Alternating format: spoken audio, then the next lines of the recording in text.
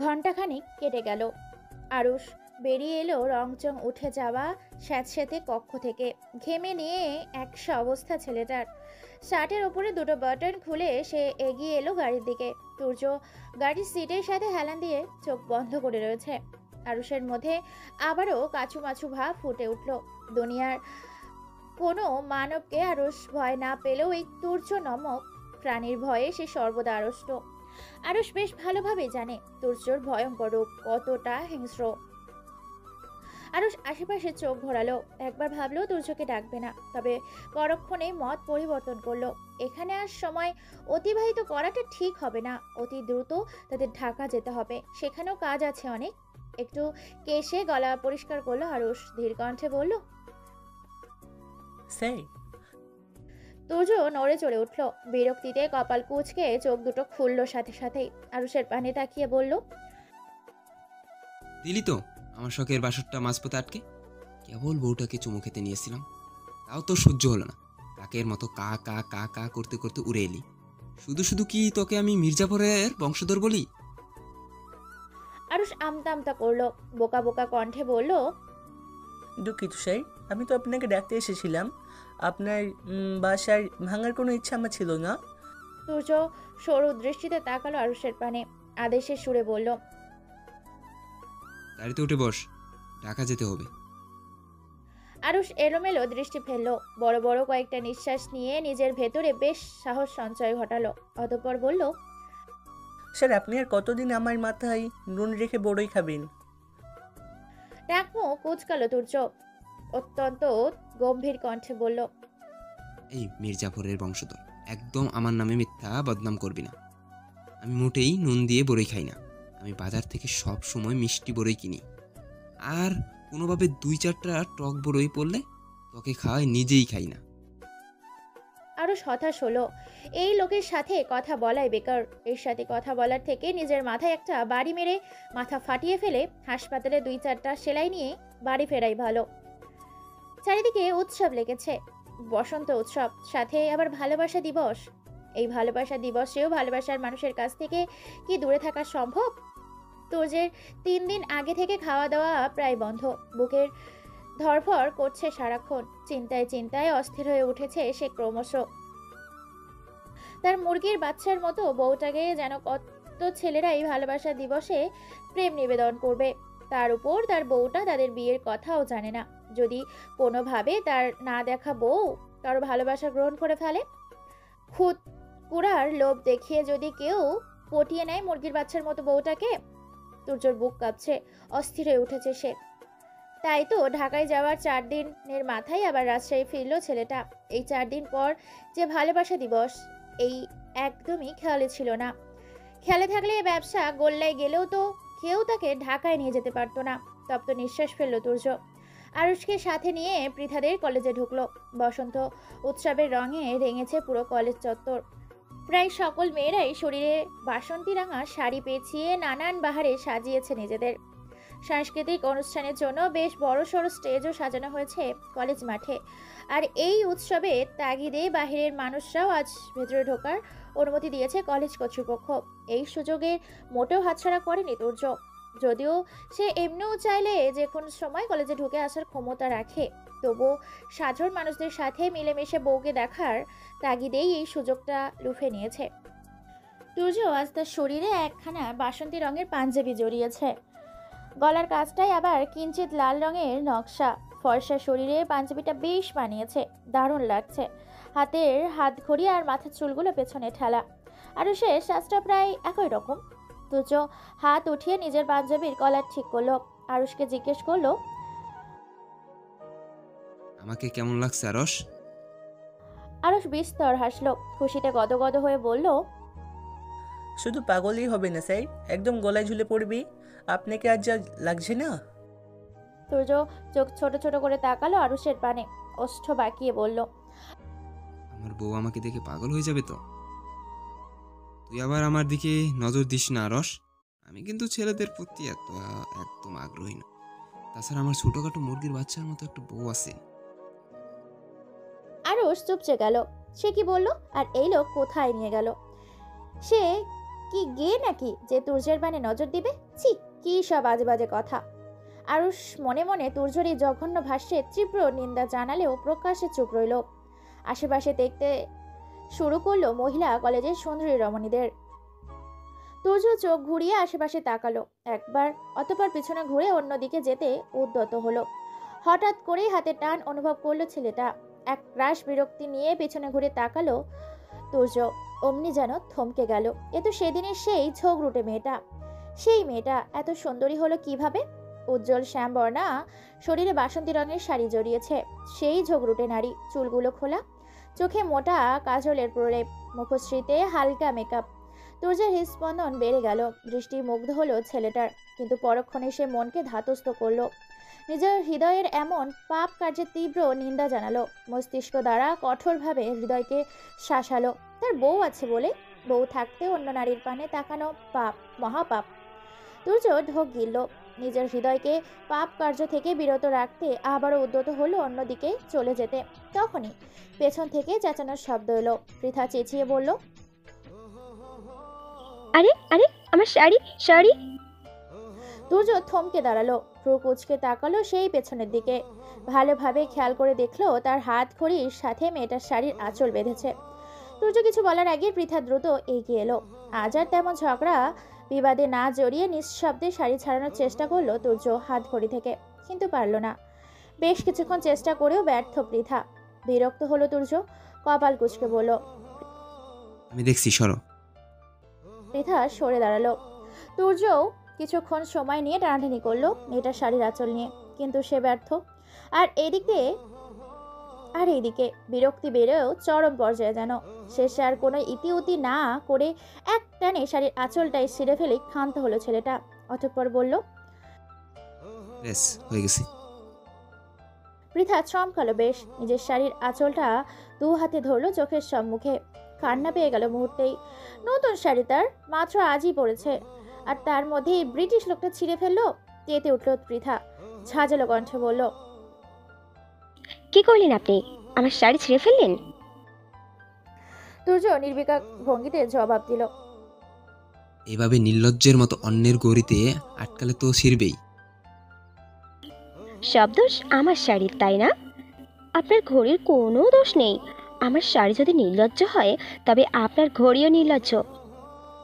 মোটেই না, আমার গড়ি আমার মতোই সভ্য। ওষ্ঠ বাঁকালো পৃথা। তার ছেলের স্বরে বলল, আপনি সভ্য? তবে অসভ্য কে? তুর্য দাঁতে দাঁত চাপলো, কটমট করে বলল, তুমি আমার মতো একজন মানুষকে অসভ্য বলতে চাইছো, বেয়াদব মেয়ে? পৃথা কিছু বলতে চাইলো, তবে তার আগেই তাদের কথোপকথনের মধ্যে ফোড়ন কাটলো আরুষ। তুর্যকে ডেকে বলল, স্যার। তুর্য গর্জে উঠল। আরুষকে ধমকে বলল, চুপ আরস, একদম আমাকে থামাতে আসবি না। আজ এই বেয়াদব মেয়েটাকে একটা শিক্ষা দিয়ে ছাড়বো আমি। তুর্যের কথায় তেলে বেগুনে জ্বলে উঠল পৃথা। কি বললেন আপনি? আমি বেয়াদব? আপনি তো ইংরেজদের বংশধর, পাজি বদমাশ পুরুষ মানুষ। অভদ্র মেয়ে, মুখ সামলে কথা বলো। কি হয়েছে? বলবো না? কি করবেন আপনি? চড়া গলায় বলল। তুর্য রেগে গেল আবারও। নিজের রাগ নিয়ন্ত্রণ না করতে পেরে পৃথার শাড়ির আঁচলটা ধরে আবারও কিছুটা অংশ ছিঁড়ে দিল। পৃথা হা হয়ে গেল। ক্রোধে রিড়ি করে উঠল তার শরীরখানা। অগ্নির দৃষ্টিতে তাকালো তুর্যের পানে। তুর্য যদিও খুব একটা পাত্তা দিল না সেই দৃষ্টিকে। পৃথা হুট করেই পা উঁচু করে দাঁড়ালো তুর্যের সম্মুখে। ছেলেটা কিছু বুঝে ওঠার আগেই হাত বাড়িয়ে দুই হাত দিয়ে খামছে ধরলো তুর্যের পাঞ্জাবির গলার কাছের অংশটা। শক্ত হাতে টেনে ছিঁড়ে দিল মুহূর্তেই। দাঁতে দাঁত চেপে বলল, সদবোধ! তুর্য ফুঁসে উঠল আবারও। নিজের গলার দিকে তাকিয়ে ক্রোধ চরম পর্যায়ে তার। বুকের কাছটা ছিঁড়ে ফর্সা বক্ষভাগ উন্মুক্ত হয়ে উঠেছে জনসম্মুখে। তুর্যের মেজাজের পারদ লাফিয়ে লাফিয়ে উঠতে লাগলো। রক্ত লাল হলো চক্ষুদয়। কপালের নমনীয় রগগুলো ফুলে ফেপে উঠেছে ইতিমধ্যে। স্থান কাল পাত্র কোনো দিন না ভেবেই ঠাস করে একটা থাপ্পড় মেরে দিল পৃথার নরম গালে। পৃথা স্তব্ধ হলো। অজান্তেই মেয়েটার হাত চলে গেল তার গালে। ছলছল করে উঠল চোখ দুটো। বাবা মা ভাই হাজার বকলেও কেউ কখনো মারেনি তাকে, অথচ এই অপরিচিত পুরুষটা এইভাবে মেরে দিল। পৃথা আশেপাশে তাকালো। তাদের ঝামেলাকে ঘিরে ছোটখাটো একটা জটলা পেকে গেছে ইতিমধ্যে। লজ্জায় মরে যেতে ইচ্ছে করছে পৃথার, আবার কান্নাও পাচ্ছে। পৃথা আর দাঁড়ালো না এক মুহূর্ত, দৌড়ে এই স্থান থেকে প্রস্থান করলো একটু সময়ের মধ্যেই। আরুষ এতক্ষণ হতভম্ব হয়ে দেখছিল দুজনের ঝগড়া। পৃথা দৌড়ে চলে যেতেই মুখ খুলল সে। তুর্যের পানে তাকিয়ে বলল। স্যার, তুর্য মহা বিরক্তি নিয়ে তাকালো আরুষের পানে, কটমট করে বলল। কি হয়েছে? জিভা দ্বারা নিজের দুই ওষ্ঠ ভেজালো আরুষ। আমতা আমতা করলে বলল। স্যার, এই মেয়েটা আপনি মুরগির বাচ্চার মতো বউ।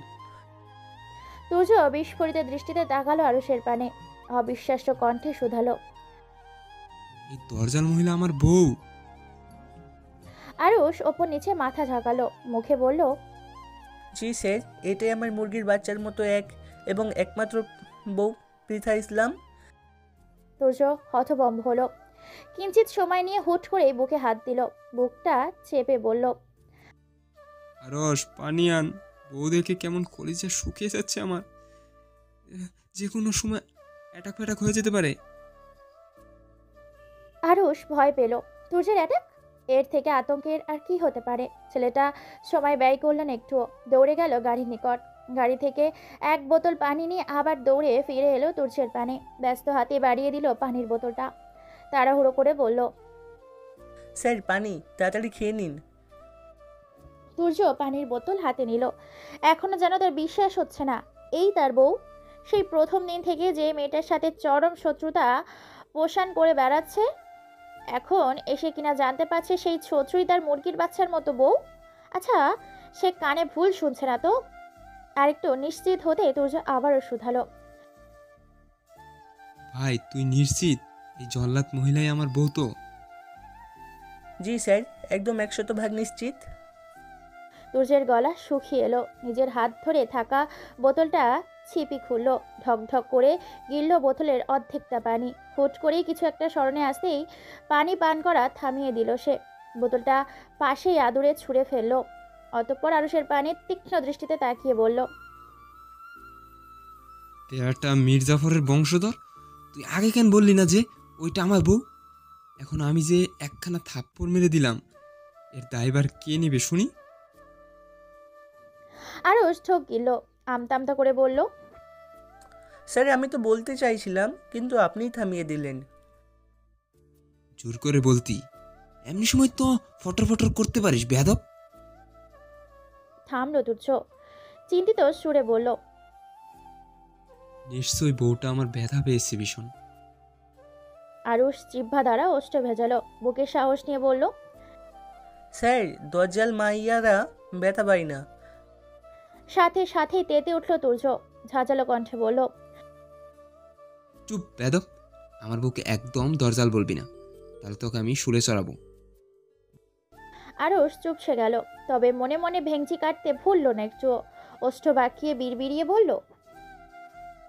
নিজে নিজে এতক্ষণ বউকে দজ্জাল দজ্জাল বলে মুখে ফেনা তুললো, এখন এসেছে বউয়ের প্রতি প্রেম দেখাতে। শালা গিরগিটি কোথাকার। সময় গড়ালো, গোটা একটা রাত কেটে আবারও সকালে দেখা মিলল। তুর্য আজও সকাল সকালই ছুটে এসেছে পৃথার কলেজের সম্মুখে। গতকাল যে কাণ্ড ঘটিয়েছে, তারপর তার বউ ঠিক কিভাবে প্রতিক্রিয়া দিবে তাই ভেবে পাচ্ছে না ছেলেটা। তার উপর তুর্যের যে শক্ত হাত, নিশ্চয়ই বউটা ব্যথা পেয়েছে ভীষণ। যাই হয়ে যাক না কেন, ওই মেয়েটা তুর্যের বউ। তাছাড়া তার আর পৃথার মধ্যে যতই ঝগড়া বিপাক হোক না কেন, তাতে তুর্যের দোষটা কোনো অংশে কম নয়, দুজনই সমান দোষী। তার মধ্যে আবার তুর্য দিয়েছে থাপ্পড়। গতকাল বিকালেও ছেলেটা ছুটে গিয়েছিল পৃথার বাড়ির সম্মুখে, কিন্তু ভাগ্য সহায় না হওয়ায় দেখতে পায়নি বউয়ের। এরপর যদি আবার বউয়ের খোঁজে বাড়ির ভেতরে ঢুকে যেত, হয়তো হিতে বিপরীত হয়ে যেত। শ্বশুর বাড়িটা তো সব রাজাকার আল বদর আল শামর ভরপুর।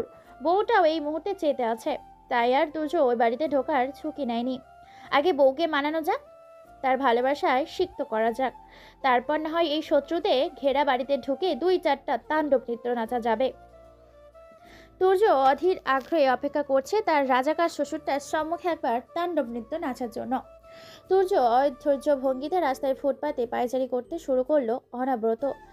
তার বউটা কেন আসছে না কলেজে আজকে এখনো? 9:30 বাজতে চললো ইতিমধ্যে। বেশ কিছুটা সময় অতিবাহিত হলো। আরুষ হঠাৎ করেই বলল, স্যার, এই আপনার বউ আসছে। সূর্য নড়ে চড়ে উঠল। বউ? তার বউ? ভাবতেই প্রশান্তিতে ভরে গেল ছেলেটার মন প্রাণ। কত প্রতীক্ষা, অত ছটফটানির পরে সে দেখা পেয়েছে বউয়ের। এই মেয়েটাকে আগে যতবার দেখেছে কখনো এমনি লাগেনি, অথচ যখন থেকে শুনেছে এই মেয়েটাই তার বউ, তখন থেকেই অজানা এক প্রশান্তিময় অনুভূতি আষ্টে পৃষ্ঠে ধরেছে তুর্যকে। পৃথা রাস্তায় তুর্যকে দেখেও না দেখার ভান ধরলো। ছেলেটাকে উপেক্ষা করে পা বাড়ালো গেটের দিকে। আরুষ তাড়াহুড়ো করলো, হৈ হৈ করে বলল, স্যার, আপনার বউ চলে যাচ্ছে তো। তুর্যের হোশ ফিরল। বউ চলে যাচ্ছে দেখে হন্তদন্ত হয়ে উঠল ছেলেটা। তাড়াহুড়ো করে ডাকলো। ব- থামলো তুর্য। অর্ধেকটা ডেকে বাকিটা গিলে ফেললো। নিজেকে সামনে নিয়ে আবার ডাক দিল। পৃথা। পৃথা থমকে দাঁড়ালো, ভ্রু কুচকে তাকালো পেছন ফিরে। তাকে ডাক প্রদানকারী ব্যক্তিকে দেখে ভ্রুদয় কুচকে এলো আবারও। এই লোক আবার তাকে ডাকছে কেন? আবার কোন ঝামেলা পাকানোর ইচ্ছে আছে? মনে মনে সন্দেহ জন্ম নিল পৃথার। আশেপাশে একবার নজর বুলিয়ে সে বলল, জি, আমাকে ডাকছেন? তুর্য এগিয়ে গিয়ে দাঁড়ালো পৃথার নিকটে। মেয়েটার মুখোমুখি হয়ে বলল। হ্যাঁ, তোমাকেই ডাকছি।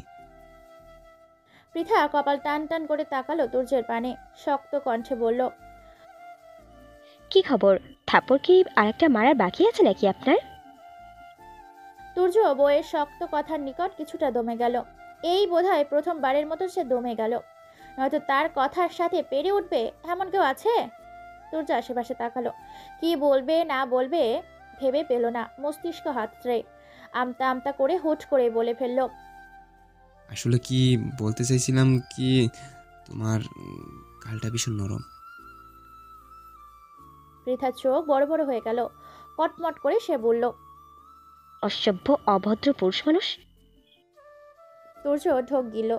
সে যে উত্তেজনায় ভুল করে ফেলেছে বেশ ভালোই বুঝতে পেরেছে। তবুও নিজের ভুলটা প্রকাশ করতে চাইল না পৃথার সম্মুখে। একটু কেশে নিজেকে স্বাভাবিক করার চেষ্টা করলো। অতঃপর বলল, তুমি যদি কাল আমার পাঞ্জাবিটা না ছিঁড়তে, আমি তোমাকে থাপ্পড় দিতাম না। তেতে গেল পৃথা। কত সুন্দর ছেলেটা, সব দোষ তার ঘাড়ে দিয়ে দিল। প্রথমে তার নতুন শাড়িটা ছিঁড়ে দিল, বলি না সে লোকটার পাঞ্জাবি ছিঁড়েছিল। অথচ এখন সে কি সুন্দর অবনীরায় বলে দিল, তুমি পাঞ্জাবি না ছিলে আমি থাপ্পড় দিতাম না। বেটা ব্রিটিশ। পৃথা দাঁতের দাঁত চাপলো, কটমট করে বলল, ছেড়েছি, বেশ করেছি। আপনি আমার শাড়ি ছেড়েছেন, আমিও আপনার পাঞ্জাবি ছেড়েছি। আর থাপ্পড়টা, ওইটা আমি ফেরত দিয়ে দিতাম সাথে সাথে, যদি আপনি আমার বড় না হতেন। তুর্য অতবাক হলো। কি বললো তার বউ তাকে? সে যদি বড় না হতো তাহলে তার বউ তাকে থাপ্পড় দিত? এই প্রথমবার মনে মনে নিজের বড় হওয়ার জন্য বেজায় খুশি হলো ছেলেটা। ভাগ্যিস আসছে বয়সে বড়, নয়তো নির্ঘাত বউয়ের হাতে মায়ের খেতে হতো। এই বড় হওয়ার ব্যাপারটা তাকে বাঁচিয়ে দিল এবারের মতো। তবে পরক্ষণই মুখ বাঁকালো তুর্য, তাচ্ছিল্য করে বলল, সারাক্ষণ আমার মতো একটা দামড়া ছেলের সাথে ঝগড়া করার সময় তো তোমার বড় ছোট জ্ঞানে আসে না। তাও যাক, থাপ্পড়ের সময় অন্তত তোমার বড় ছোট জ্ঞানে এসেছে। এই বিষয়ে আমি কৃতজ্ঞ তোমার নিকট। পৃথা রেগে গেল। তুর্য যে নিজের কথা দ্বারা অতি সূক্ষ্মভাবে তাকে অপমান করছে বেশ বুঝলো মেয়েটা। ওদিকে ক্লাসের ঘন্টাও পড়লো বলে তাই আর অতিরিক্ত ঝগড়া বিবাদে নিজেকে জড়ালো না পৃথা। শুধুমাত্র ক্রোধিত কণ্ঠে বলল, আমার থেকে দূরে থাকবেন। পরবর্তীতে আপনাকে যেন আমি আমার চোখের সম্মুখে না দেখি, ব্রিটিশ পুরুষ। নিজের যতটুকু বলার প্রয়োজন ছিল বলেই কলেজের ভিতর সে প্রস্থান করলো। তুর্যকে আর কিছু বলার সুযোগ দিল না। পৃথা চলে যেতেই আরুষ এগিয়ে এসে দাঁড়ালো তুর্যের পাশে। ভাবুক ভঙ্গিতে বলল, আপনার বউটা মনে হয় না এত সহজে মানবে স্যার। তুর্যের দৃষ্টি তীক্ষ্ণ হলো। সে পৃথা চলে যাবার পানে দৃষ্টি অব্যাহত রেখে বলল, আমি কি বউকে মানাতে এখন তার কলেজের অধ্যাপক হিসেবে চাকরি নিব আরস? ওই নাটক, সিনেমা, উপন্যাসে যেমন হয় তেমনভাবে। আরুষ কোনো চিন্তা ভাবনা করলো না, ফট করে উত্তর দিল। শিক্ষক পিতার সমতুল্য স্যার। তুর্য ঘাড় বাঁকিয়ে তাকালো আরুষের পানে, কটমট করে বলল। চুপ থাক মির্জাফরের বংশধর। দিলি তো আমার মনটা ভেঙে। কত সুন্দর ভেবেছিলাম একজন অধ্যাপক হিসেবে কলেজে চাকরি নিয়ে প্রতিদিন অল্প অল্প খুদ করা দিয়ে মুরগির বাচ্চার মতো বউটাকে পটিয়ে নিব। তার হতে দিলি না বেয়াদব। সকাল গড়িয়ে বিকালের দেখা মিলল। পৃথা ক্লাস শেষ করে পার্কের দিকে গেল একটু। বাড়ি গেলে আর কেউ বাড়ি থেকে বের হতে দিবে না, অথচ মনটাও ভালো লাগছে না খুব একটা। চোখের সম্মুখে বারবার তুর্যের মারা গতকালকের ওই থাপ্পড়ের দৃশ্যটা ভেসে উঠছে। সে ছোটবেলা থেকেই চঞ্চল প্রকৃতির, দুষ্টুমির জন্য বাবা মা কিংবা ভাইয়ের নিকট বকা খেয়েছে অনেক, কিন্তু কেউ কখনো মারেনি তাকে। অথচ এই পুরুষ কোত্থেকে এসে দুম করে মেরে দিল, তাও কতগুলো মানুষের সামনে। কতটা লজ্জায় পড়তে হয়েছিল গতকাল পৃথাকে, তবুও তো পৃথা দমে যায়নি, কলেজে যাওয়াই বন্ধ করেনি। পৃথা হাসতে শেখেনি, আর না কাল ওই থাপ্পড়টায় তার কোনো দোষ ছিল, তাই তো সকাল সকালই কলেজে ছুটে গিয়েছিল। কিন্তু লজ্জা, মন খারাপ, তারা তো ঠিকই আষ্টে পৃষ্ঠে ঘিরে রেখেছে পৃথাকে। কি হলো, কেন হলো, কোন দোষে পৃথাকে লজ্জায় পড়তে হলো সবার সম্মুখে? তুর্য নামক ছেলেটার চেহারা মনে আসতে পৃথার ছোট্ট দেহটা যেন ক্রোধে কেঁপে ওঠে। ইচ্ছে করে 2-4টা চড় থাপ্পড় মেরে ছেলেটার ফর্সা গাল লাল করে দিতে, কিন্তু বড় বলে আর চক্ষু লজ্জায় তো পারে না। ছেলেটা ভীষণ বাজে, নির্দয় হলেও তো সে না।